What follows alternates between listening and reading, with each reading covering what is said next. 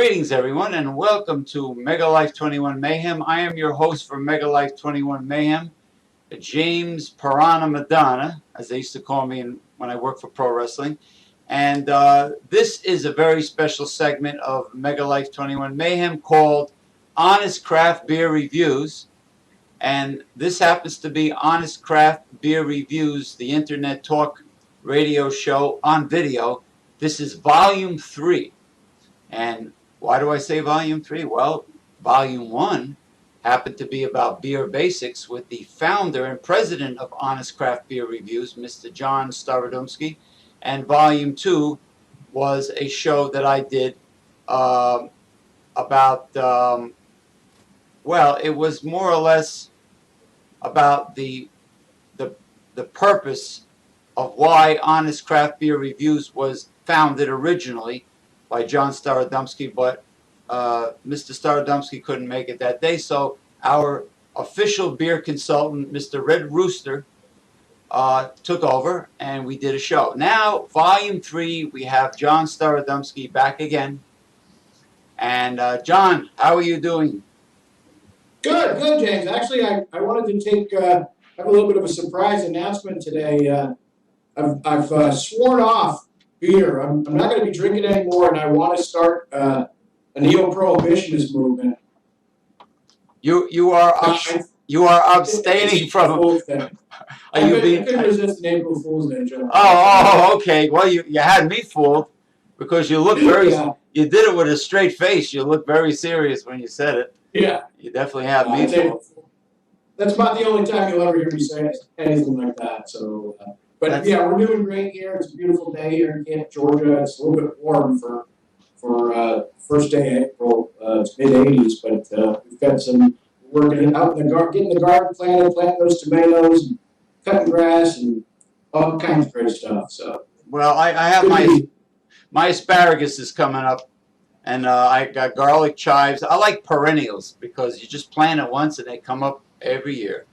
I planted some echinacea, which is great for the immune system. Purple coneflower, that comes up by itself. I got spearmint, that comes up by itself.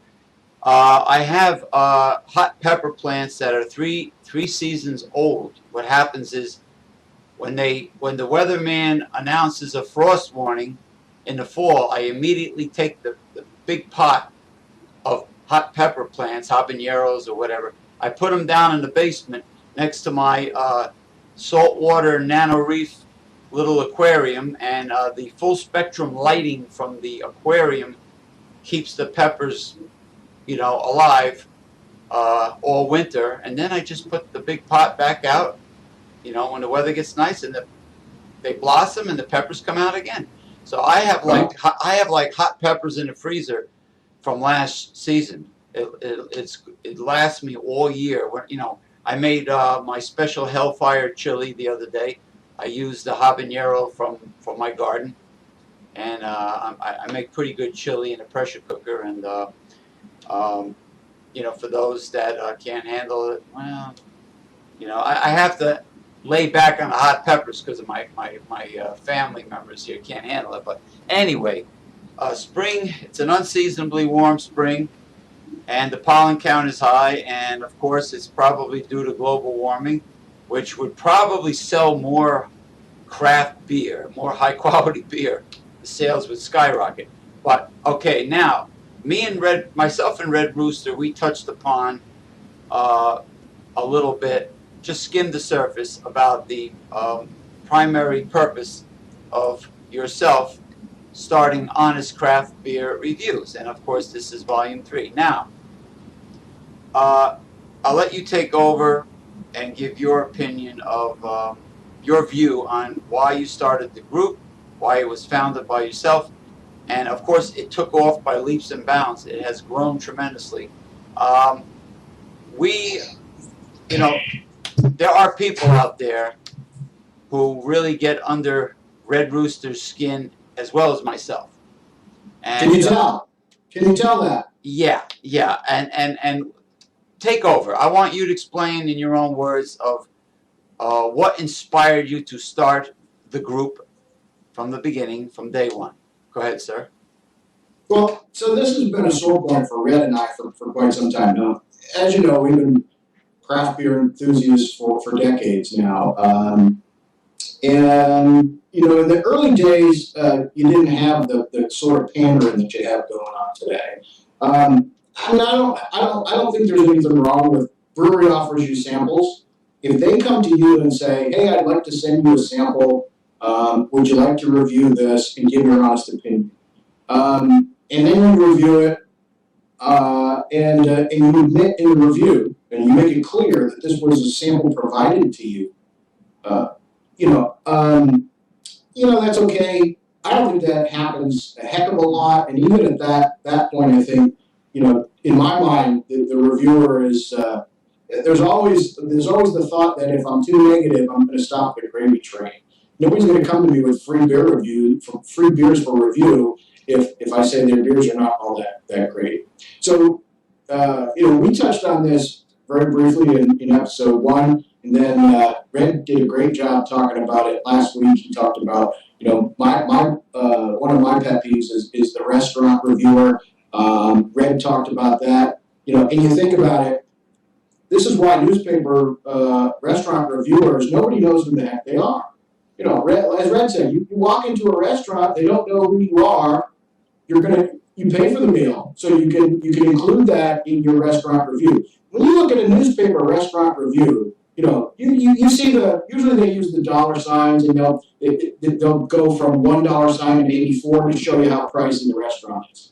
Well, all these beer reviews for free samples out there today, you never know what the price is of the beer. Now, it might be a great beer, for example, Bell's Hopsland. I talk about that frequently because I think it's a great beer, but it's way overpriced. Now, if Bell sends me a few bottles and I review them, I can tell you it's a great beer. That's fine. But what I can't tell you is, is it worth the money they're charging for it? Can I get other beers that are almost as good or close to that beer for a better price? We want to support the brewer, but I really believe that beer prices are getting to the point where they're really getting out of hand. Knowing what it costs, it doesn't cost a lot to make beer. The major ingredient in beer is water, and really, taxes can be the most expensive component in a 6-pack of beer. At least from if you look at the production costs of the materials. So I want the brewer to make money because I want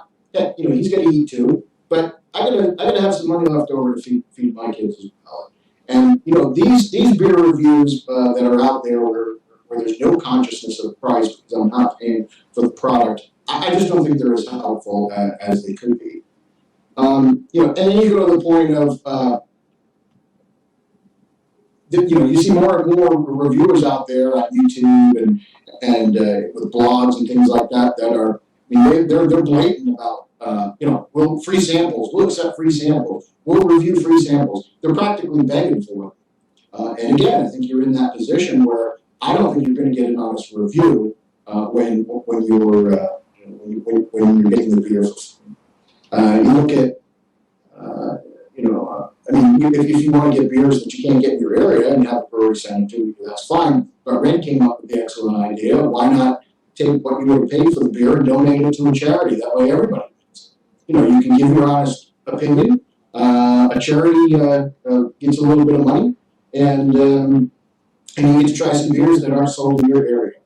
So this is the kind of thing that really this group is all about. If you come to Honest Craft Beer Reviews, you should get a review that is unbiased. You should get some price consciousness, and some people don't like that. We've already had some people leave the group that were invited to join. Didn't like the fact that that we're pretty honest, especially Red. Red's going to tell you what's on his mind. There's never going to be any doubt about what Red is thinking. But I tell you, I've never met anybody in my life that's maybe one person in my life I really ever met that knew more about beer than Red does, and that was Michael Jackson. But as far as, this guy, he lives and breathes beer. He knows it. He is not afraid to drop. He'll drop, a good amount of money on beer if he thinks the quality is there. But he doesn't really, he really takes offense at these bought and paid for beer reviews again as I do too. So. Well, Red is an extremely knowledgeable, multi-talented man as far as the diverse things that he knows a lot about, and he's definitely a man of integrity, and you know, people like that are rare. Guys like yourself and Red Rooster. I mean, totally honest, shoot straight from the hip, don't pull no punches, don't take any prisoners, and on top of that, knowing what you're talking about. Now, we have talked about, well, we have ranted and raved and fought tooth and nail with people that we call beer whores. Well, that describes the people that you mentioned before, and the main purpose of you starting the group, Honest Craft Beer Reviews, is that these are, in fact, what the title of the group is, Honest Craft Beer Reviews. Excuse me. And I can't get over how fast the group has grown, not only in quantity, but in the quality of the individuals that are members of Honest Craft Beer Reviews. This is an elite group of people that really know their beers.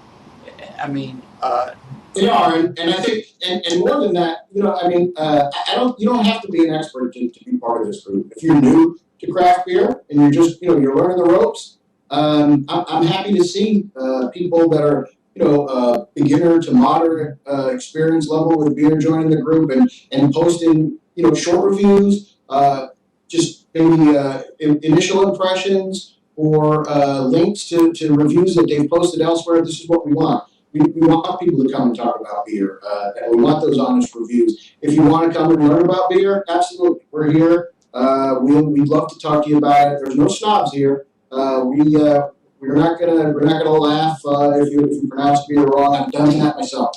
Or if you know you don't get quite the same characteristics out of a particular brew that everybody else does.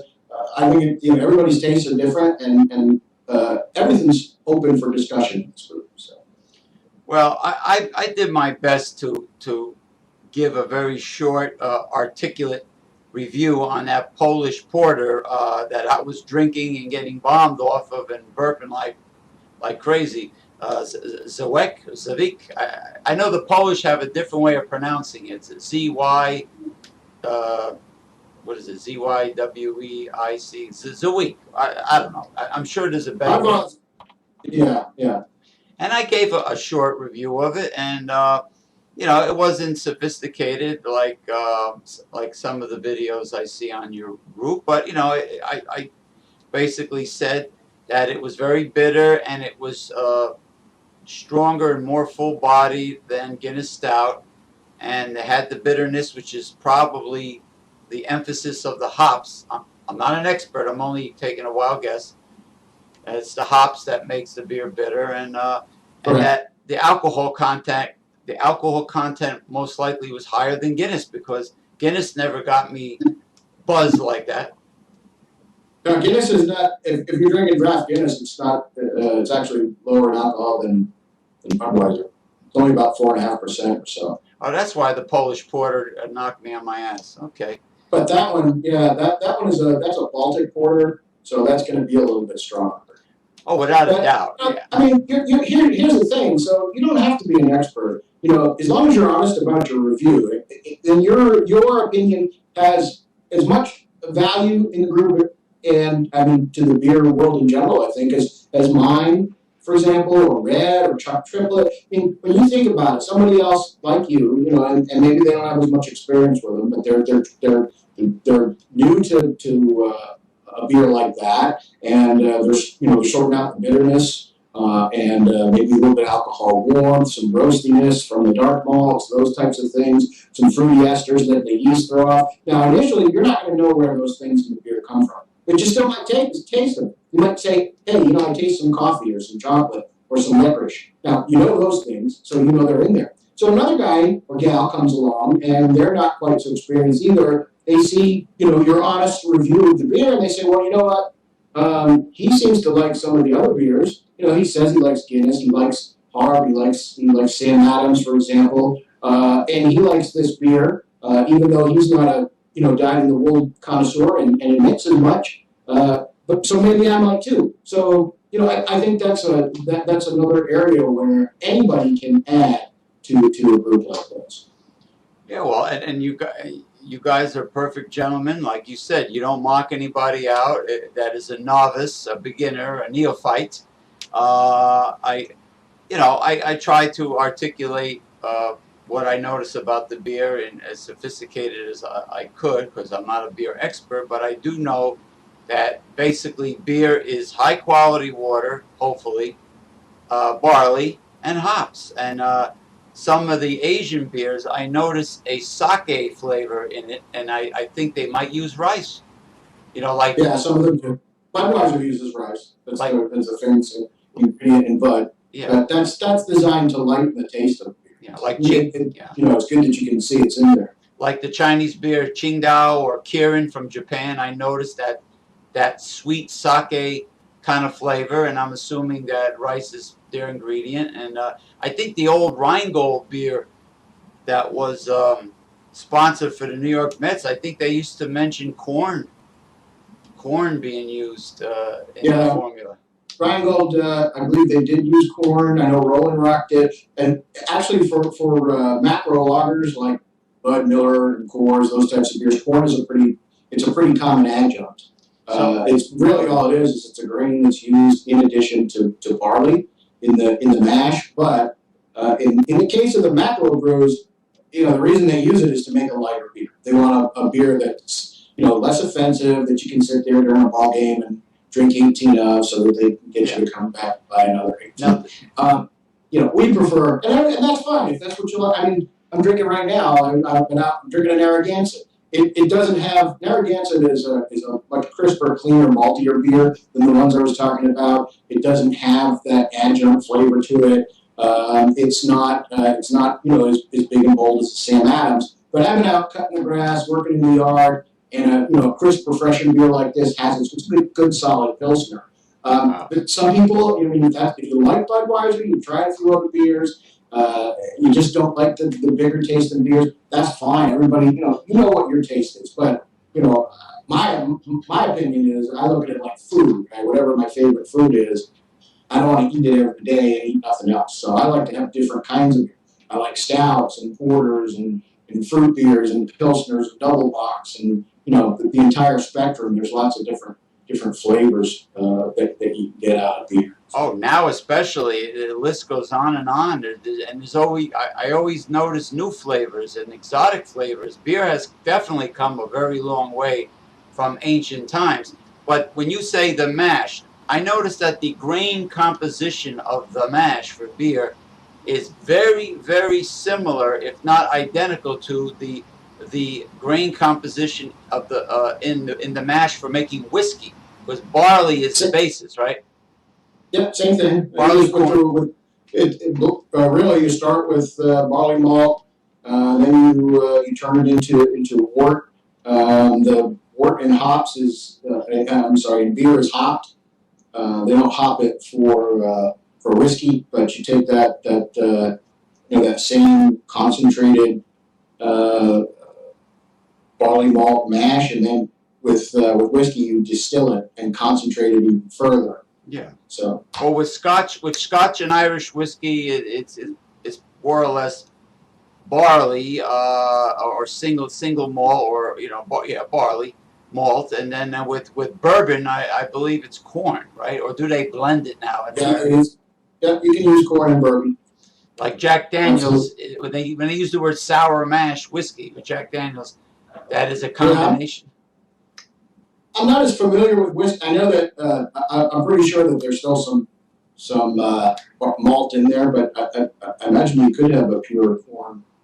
Yeah. And then there was that moonshot. And then they say my beer drinking, my alcohol drinking time in beer, and really my liver has threatened to go on strike if I start branching out into other forms of alcohol. So. Okay.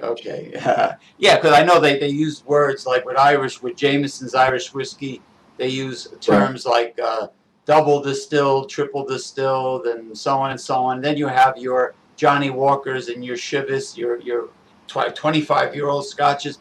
But it's basically almost the same ingredient that is used to make beer and ale. It starts off with well, except for the hops. With beer, it would be barley, the original formula: barley, hops, water. It's the same process, really. I mean, it's distillation. As wine, you start out with fermented grapes, and you can make brandy or you can make wine. You can do the same thing with wort, and you can either turn it into beer or you can turn it into whiskey. Well, the thing is that yeast can only, they can only ferment to a certain point of alcohol. Once alcohol starts to get up to, today there are strains that are a little bit more tolerant to alcohol, but, I think it's around the 13% level, maybe not even that high, but it actually starts to kill the yeast off. So, you can only get your brew or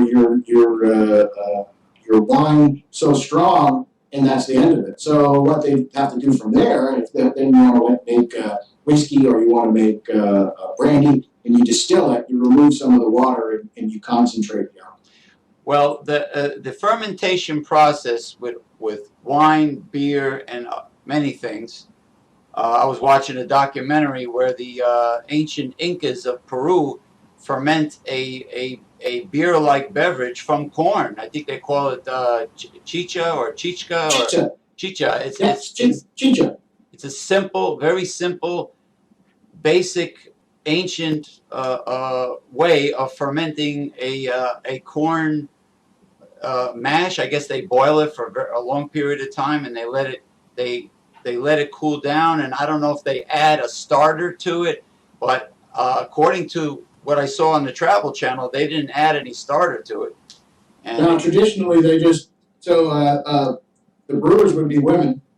They would chew the corn into a pulp, a mashy pulp, and then they would spit it into a vat with water, and the enzymes lovely thought, from the saliva would actually start the fermentation process.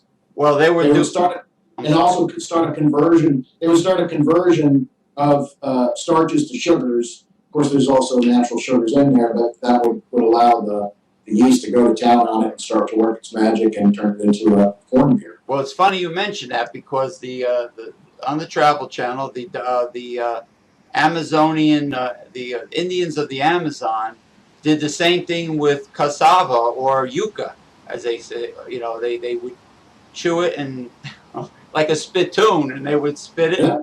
And honestly, I'll pass. I'll pass on that. Although my passion for beer is great, I don't think it would take me to the forests of the Amazon in search of originally made chicha. I think I'm not passing. I will never salivate with a beverage like that. Yeah, in some respects, we got to be grateful for modern technology. Oh yeah, no. I'm a stickler for. I'm a neat freak, and I don't like germs, and the concept of somebody's spit being in my fermented beverage nauseates me. I think I will pass on that. But now, getting back to the first basic ingredient of beer, as well as liquor, is the quality of the water. Now, to save money, a microbrewery might be advantageous for them to purchase a reverse osmosis filtration system instead of having to purchase mountain spring water. Because honestly, we don't drink spring water in this house anymore, because the Brita filter, the water tastes way better than the bottled spring water from the market. It just does. Everybody is like, oh my God, what's wrong with the spring water? And I hear one of the old Jesse Ventura conspiracy theory episodes mention that they are spiking the spring water with chemicals that are doing all kinds of dastardly things to the mainstream population, trying to make us sterile so the little guy can't reproduce. That's a whole nother talk show. But anyway, we've been drinking. And yet another reason to drink beer. But as you point out, water is a very important component of beer. I mean, it depends on the type of beer. If you're out there drinking natural light, I don't think Anheuser-Busch spends a lot of money on the water that they make the beer out. But Coors, when you think about other beers, there are beers where filtration of the water could actually cause problems. Two actually Pilsner Urquell and Bass Ale are two beers that are renowned for the qualities that the water imparts. So you have what's called soft and hard waters, which basically are a degree of mineral salts in the water itself, and they can add to the body of the beer. So, for example, with these two beers, if you filtered the water in the wrong way, you could actually ruin a classic beer. Some brewers here in the States and in other parts of the world actually add. They'll check the properties of the brew water that they use, and they will add mineral salts to that water to get it to. In other words, if they want to make, let's say they want to make a classic Bohemian Pilsner, they might try to really attenuate the water to approximate the qualities of that in Pilsen, Czechoslovakia, or Czech Republic today. Or if you're trying to make a classic English pale ale, you might add salts to try and get a water quality similar to that of Burton and Trent in England, where they make Bass Ale. So water may not seem important, but it can be extremely important to a good beer. Well, it's very important to a great cup of coffee or tea, so why not beer? I think what you're saying is that the use of pure water from like a deep artesian well or a mountain spring, you have a certain amount of minerals that are naturally contained in this water, and those minerals contribute to the flavor of the beer or the ale. That's what you're saying. Okay. Absolutely. Now, getting back to the purpose of the group, and like I said, it really is a fun group of highly intelligent, mature people. There's no pettiness in honest craft beer reviews whatsoever. And everybody, I mean, the people there are very sophisticated. Now, the gentleman from the south with the long gray beard, is that Chuck Triplets? No. I think you're talking. Are you talking about Greg? I'm sure. He has a long gray beard, right? Full beard. Yeah, I think that's what you're talking about. That's not Chuck, though. Was it Greg? You said? Pruitt, I think. Oh yeah, he occasionally gives a pretty decent review. But the kingpin of reviewers is yourself, Red, and Chuck, right? Correct. I hesitate to say that there's any. Nobody's a linchpin here. Love to see anybody posting reviews. They're all, in my opinion, they're all equally welcome and equally valid, and they help the group out. And hopefully the members find value in all of them. So. Oh yeah, it's absolutely a pleasure to have a group like that. I only wish that the Facebook group Honest Craft Beer Reviews was able to be seen by the public without logging into Facebook, similar to the free business promo page that Facebook offers everybody. If you're a public figure, if you have a business of some kind, if you have an agenda, whether it be activism, nonprofit, you're allowed, I'm assuming you're allowed only one free page. Like I have a page, it's called Newsletter Censored. Anybody can see it. You don't even have to have a Facebook profile, an account. You can just click on the link and you can see everything.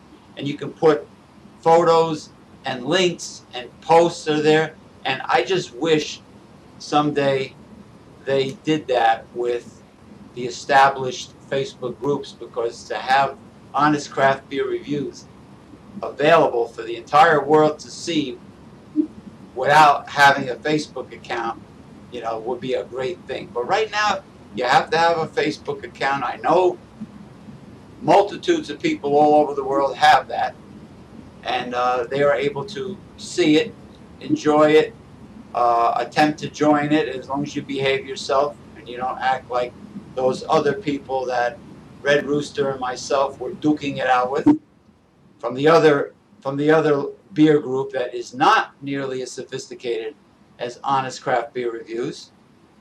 And you know who you are.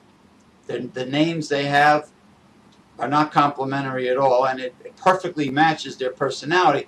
Now, what happened now? Red Rooster posted some of his honest opinions on that other group, and everybody is like Red Rooster said, or was it you, Barney the dinosaur? I think it was you. Yeah, that's my term for that group was more like Barney the dinosaur because it's I love you, you love me. Let's all get along. Where that goes with Barney, right? Yeah. It's too touchy feely. Nobody wants to discuss the hard stuff. There's no room for disagreement. I know, as I said before with Red, he says what's on his mind, but I'll take somebody like that any day over people that are going to lie to you to your face and tell you what they think you want to hear. But I know that there was one group that actually Red and I have we've been involved with several on Facebook. If you ever go over to Game Rail Ale Trail, we like that. That's a really great group. There's a lot of good folks in that group, and we enjoy it. I post links to my reviews over there too. There's Andy's Corner Bar. There's a number of good groups, but this particular one, which shall go nameless. So Red and I had been posting links. He got in a discussion with somebody. I don't know what it was about.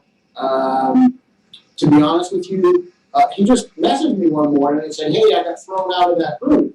And I was like, "Okay, well, what the heck did they do that for?" And I can understand if you don't agree with somebody, but that's what this country is founded on: disagreement and discussion and consideration of other points of view. So anyway, I go to log into the group to see what the heck is going on, and lo and behold, I'm tossed out of it too. And I had no clue why. And so I said, you know what? Who cares? Apparently they told Red that he was a little bit too confrontational or too aggressive, and they didn't want that in the group. I mean, if that's all you want, if you just want robots that all have the same opinion, you might as well all be drinking Budweiser all the time. Yeah, well, everybody's blowing sunshine up each other's ass and telling, making nice. Yeah, our group is not about that. I mean, if I log into the group and post a review and tell you I think this is the best beer ever, you know what? That's great. But if you taste it and you think it sucks, then tell me why. Just come in and give me your honest opinion of it. That's what we want. You don't have to agree with me. I mean, especially with beer and with most anything involving food, drink, really. Taste is subjective. I mean, nobody is the same. Well, your preferences are not the same as mine. And I was talking about lobster. You can walk into a restaurant and you get the best lobster dinner in the world. And I might go in there and I might have it for you, and I can tell you, you know what? That's the best lobster I ever ate. And then you walk in, you might, maybe you don't even like lobster. You think it's terrible. So that doesn't do anything for you. That means the review's not going to help you out there. So that's what we want: honest opinions. Don't like something because it's supposed to be. And I think you're seeing that more in the craft beer world today. There are a number of beer geeks out there, and a lot of them are again with these bought and paid for reviews where they'll come out and say, well, this beer is great. Because the brewery that makes it is on the hot list of the moment. And I see a lot of that, or I've seen it recently with Southern Tier. There's a couple of reviewers that, Southern Tier can do no wrong. And Southern Tier beers are all right. They're not better than, a number of other established microbreweries that have been out there for a long time, and they're priced a lot higher. And again, that's getting back to the point of, I'm going to tell you that I believe that they're overpriced, and and that needs to be part of consideration as well. But don't tell me a beer's great because a certain brewery makes it. Tell me it's great because it's a darn great beer. Yeah, people should just be allowed to give their honest reviews, and if somebody disagrees, you know, disagree and explain why you're disagreeing. Don't put down the other person. Don't criticize them. You know, crucify them because they hate or they disdain something that you love. Just ask them nicely, well, why do you feel that way? Give me your honest opinion and just let it be. You know, it's America. I mean, what is this, a dictatorship? Some of these other groups? I got tossed out of a group one time. I'm back in the group because I happen to like the product that they represent. I won't mention their name because I'm good friends with the founder. But I was, I bucked heads with somebody who, did not like the nature of my post because it was critical. And I was told that, not to be confrontational, similar to the grief that Red Rooster got from that other beer group. And, well, I can't do that. I can't just walk around with a stupid, phony Cheshire cat grin on my face and tell people what they want to hear and make nice when I don't feel it. Discussion is healthy. I mean, we have Facebook. One of the nice things about Facebook, it's a great place to talk about beer, but it's a great place to talk about anything. And I've got a couple of friends that I have on my Facebook friend list. But these are great guys. We just don't politically. We don't. I mean, I'm fairly liberal. These guys are fairly conservative. We almost never agree on anything. There's a couple things we agree on, but it's very rare, and we have some very heated debates. But that's a good thing. You should have that. What never happens is we don't degenerate into name calling. I mean, sometimes I think we walk the borderline on that, but it's kind of, it's in a healthy way, I think, and that's what we want here as well. I mean, I want that discussion. If you don't agree with me, let's go on about why we don't agree about it. Why do you think this beer is better than that beer, or a better example of its style? Which that's another sore point for Red and I. People that try to peg beers, absolutely, you can't say one beer is better than another. It's just not possible. Yeah. It might be a better example of style than another beer, but any event. But that's the kind of discussion you want to have. Why is this a better Pilsner than that? We like that kind of discussion. And give you honest opinion, and people should not be afraid to disagree, and they should not fear retribution like what happened to Red Rooster. As soon as I found out, I quit that other group. As soon as he told me what happened, and he said to me, "I'm surprised they didn't ban you." I go, "You mean to tell me this is what happened to you and John on that other group?" Not only did I quit, but I left a big juicy post that got a lot of heat, as you well know. You heard about it. I got a tremendous amount of heat, and I just told them after Red Rooster told me the story, I posted it, and it hit hard, and it hit below the belt, and they didn't like it. And I said, well, it doesn't matter because I quit. And then they said, we're sorry to see you go. Well, if that's how the group is, I mean, I don't want to be part of it. And you know what? Hey, that's their loss. And the way I look at it is that, so Honest Craft Beer Reviews has risen like a phoenix from the ashes of those kinds of experiences. And I think, we're glad to have it. I'd like to talk about, I'm glad we touched on style a minute ago. I'm glad you made me think about that, because that's another thing that's important for our group. And that's an area of discussion where we might try to peg you down. So another phenomenon that we see today among some of the so-called reviewers out there is an aversion to style. Red and I have had discussions with folks about this a number of times. I don't think you can't judge a beer unless you peg it with style. Now, a beer can be totally wrong. Stylistically, it'd still be a great beer. Let's get that straight right out. Red and I could tell you a story about a beer that we enjoyed called Kessler Oktoberfest back in the very early 90s that I had got from Beer Across America. It was from Montana, and it didn't taste anything like an Oktoberfest. Stylistically, it was a bad Oktoberfest, but it was a wonderful beer. It was we described it as tasting like liquid buttered lobster tail, and it's probably one of the most amazing beer moments that we've had. It was that good, but hedonistically, I can take a look at a beer and say, you know what, I like it. That's really great. But stylistically, style is what defines a beer. It's the recipe for it. It's what makes a pilsner, a stout, a stout. It's all about the hops you use, the malts, the quantities, as well as the types, the fermentation type, maybe the different types of, is it top fermented, bottom fermented? Is it cold aged? Is it, how long is it aged for? There's lots of different things that can go into that. So, I can't judge, if somebody tells me that a certain barley wine is the best beer in the world, to me, that's not possible. It might be the best barley wine. You could argue your reasons for wanting to know why, or claiming why, I should say. But is it better than a double bock? No, they're two different animals completely. You can't. It's like, as the old saying goes, it's like apples and pears. So style is very important to us. Exactly. That's exactly how it is. Some like nectarines, some like peaches, some like apples, some like mangoes. You just can't. Now, you're for those of you that are.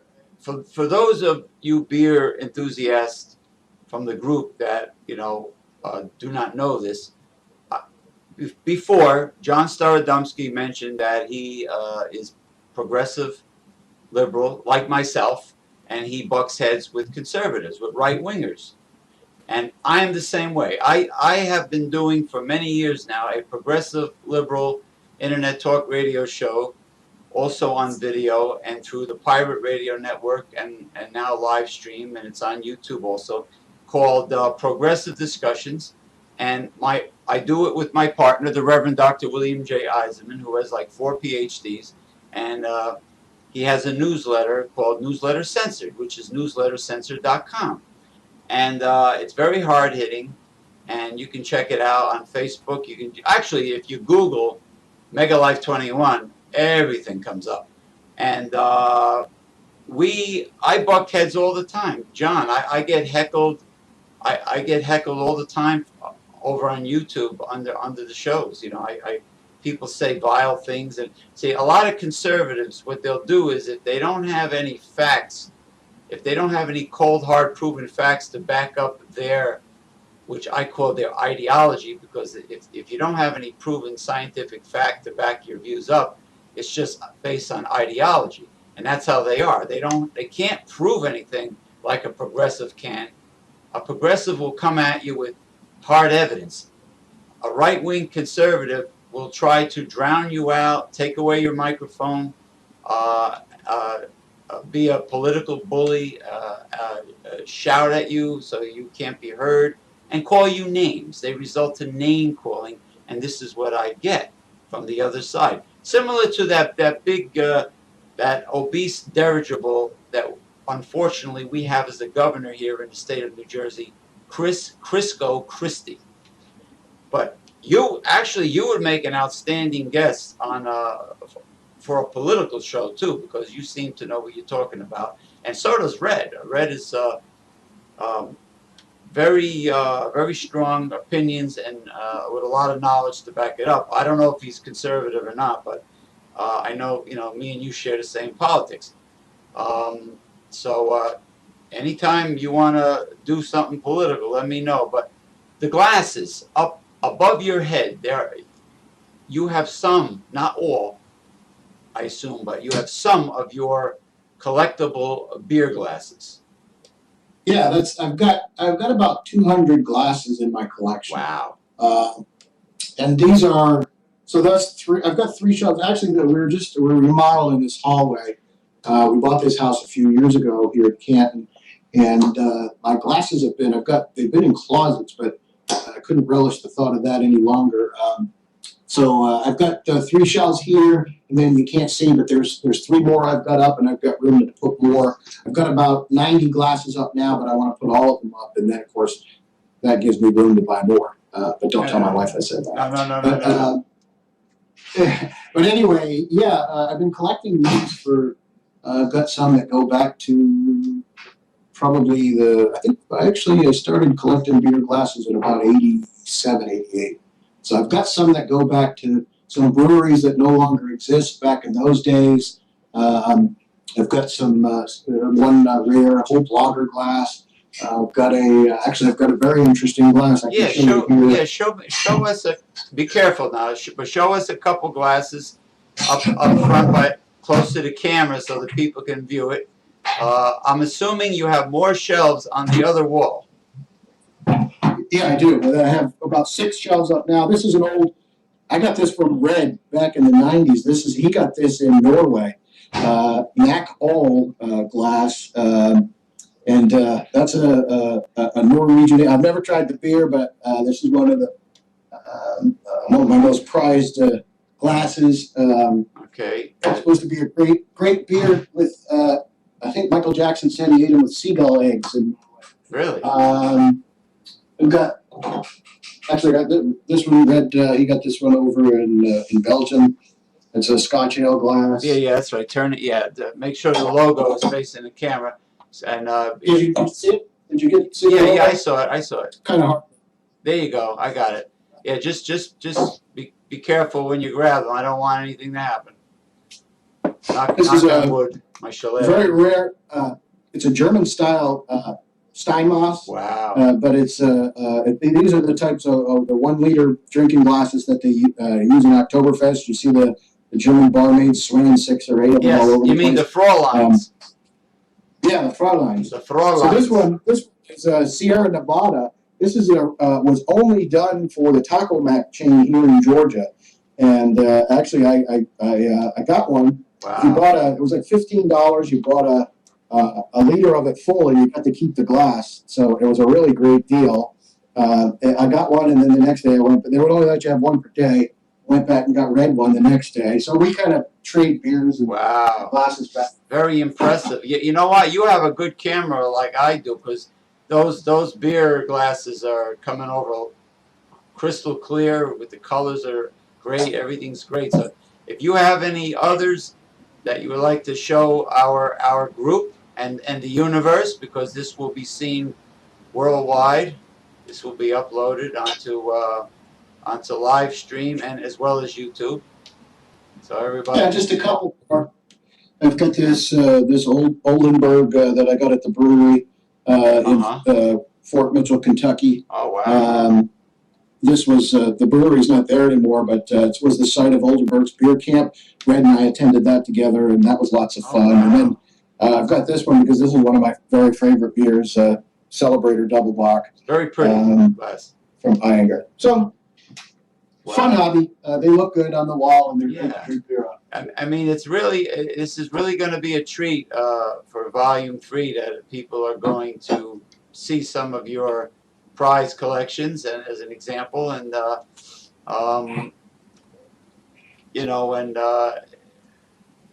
hey, just make sure, hopefully your wife won't hear that your collection is going to expand, and or your display of such. It would be funny if it won't be funny to her, but it'll be funny to me if you had shelves of all your 200 some odd beer glasses all over the house. Well, I have free reign in the hallway. I used to have. I actually had a beer bottle collection up in Rhode Island. I had 1,400 bottles then. So really, 200 glasses. It takes up a lot less than 1,400 bottles. And maybe you could do when that happens, you could do like a virtual tour of all the shelves. Yeah, when we get it done, I think that's gonna. I've got this webcam now. I need to get something that's a little bit more portable.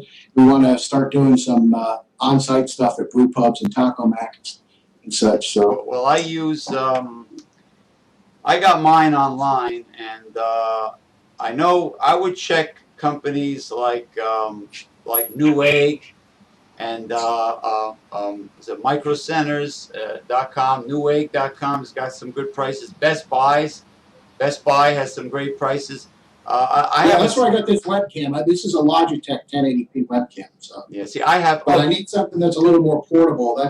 This is tied to the computer, so yeah. I need like a little port, but it's coming. I have a Logitech high definition. I believe it's the 525 model webcam, but my camcorder that I use is a Samsung.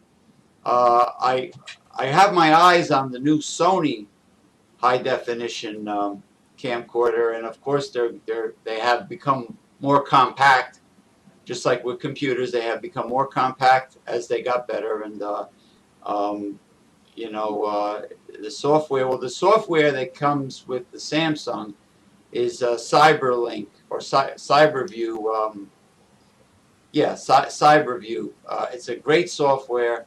So many other softwares do not work that well. Like Windows Movie Maker is horrible. The sound is horrible, and it chops off little pieces of your video for some strange reason. And that seems to be the nature of many of the movie making video programs out there. You lose like a few seconds of every video clip. But the Windows Movie Maker that this friend of mine from Time Warner was bragging about, you know, the guy that has a award-winning show, he was saying, "Oh, we use the Windows Movie Maker." I said, "Not me, because the sound is atrocious, and I'm a stickler for professionalism. And if you can't do it right, don't do it at all to begin with." And I was losing a few seconds of every video clip. So no, I use the CyberView, and you know, it came with the camera because normally you have to pay for this. But anyway, of course, I get all my free software from FileHippo.com. You know, and like everything else on the internet, you can eventually, if you spend enough time, you can find just about anything dirt cheap or for free. And you just go to Google Shopping and just type in what you're looking for, and you'll find it. But anyway, the purpose of the group is now out in the open. Being that I spoke, we had you on the show for Volume 3, the founder of Honest Craft Beer Reviews, John Starad, and hopefully we can have Red Rooster back. He had some errands to run, and I told him, well, if you're between errands, try to call the computer, and we can see if it'll work, if all three of us can be on. But I'm just very surprised that everything worked out for the best. Hopefully, after I take a look at the video, everything worked out for the best. But it's strange that it happened this way and not the original way we did it last time. But it worked. I guess that's the important thing. So it's another great opportunity. Appreciate you having me on the show. Thank you. Look forward to doing it again. Oh yeah, definitely. So you have just seen, people, a tremendous treat. You have just seen Honest Craft Beer Reviews, the internet talk radio show, with the founder and president of Honest Craft Beer Reviews, Mr. John Starad, Volume 3, and this is the conclusion on the topic of why the group was founded. And of course, the first meeting we had with John Starad was at Beer Basics, and that was a great, that was a fantastic, heavy-duty, informative, highly informative show. Beer Basics, the history of beer, and up until now, of course. But it was great, John. I enjoyed seeing your beer collection, and I will talk to you later in cyberspace, and let's do something again. This time, let's try you, me, and Red Rooster. Sounds good. Okay, Thank you. Chief. Thank you again, and cheers.